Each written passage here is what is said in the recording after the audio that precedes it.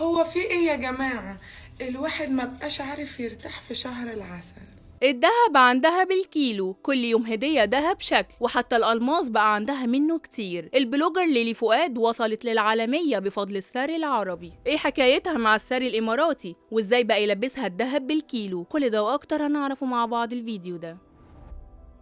ليلي فؤاد خلاص بقت من الأعيان، من الناس اللي معاهم فلوس كتير مش عارفين يصرفوها فين. ده حصل لها بفضل زواجها من ثري عربي بتقوله أبو فياض، مش معروف إن كان اسمه فياض ولا فياض ده ابنه من زوجة تانية غير ليلي فؤاد. المهم إن ليلي دلوقتي عايشة في نعيم حرفيا بفضل أبو فياض. أبو فياض كل يوم دلوقتي بيدخل عليها بهدية دهب، هدية قيمة سعرها شيء وشويات. هدايا أبو فياض للبلوجر ليلي فؤاد خلاها مستغربة بيعمل معاها كده ليه، وكمان جمهورها مستغرب زيها، بس هي بتلمح إنه علشان جمالها اللي ملوش زي على كلامها يعني، وإن زوجها العربي ده أعجب بيها وبقى بيحبها جدا لدرجة إن كل يوم والتاني بيجيب لها هدايا دهب، ده غير الهدايا التانية اللي بيجيبها لها. هدايا من نوعية البرفانات والساعات والأساور الجميلة والملابس، مش مخليها محتاجة حاجة إلا وجابها لها اتنين. بس أكتر حاجة مبهورة بيها ليلي فؤاد هي الشبكة الدهب اللي عريسها أبو فياض جابها لها في أول جوازهم. الهدية دي بالتحديد ليها قيمتها عند ليلي فؤاد، كل شوية بتطلعها تفرج جمهورها عليها وحبها جدا جدا. ليلي فؤاد بقت من كتر الدهب اللي معاها تقدر دلوقتي تفتح محل دهب مستريح لو حابة تشتغل يعني، إنما هي دلوقتي مش عايزة تشتغل نهائي خالص. وبالنسبة لموضوع الشغل، فاللي يعرف فيكم ليلي فؤاد يعرف إنها مرت بكتير في حياتها بخصوص الشغل. آخر فترة في حياتها كانت شغالة على عربية برجر وكبدة في الشارع، وقبل العربية كانت شغالة على عربية أوبر وبتوصل الزباين، لحد ما في مرة حصل معها مشكلة وهي بتوصل زبون بالعربية. الزبون ده وقتها صورها وكان بدون علمها ونزل الفيديو على الانستجرام عنده، ووقتها زعلت جدا ليلي، وده مش علشانها، ده علشان بنتها اللي زمايلها في المدرسة بدأوا يتكلموا عليها بعد موضوع أوبر ده. قالوا عليها دي بنت أوبر. من وقت الواقعة دي وليلي قررت إنها مش هتشتغل شغلانة أوبر دي تاني نهائي،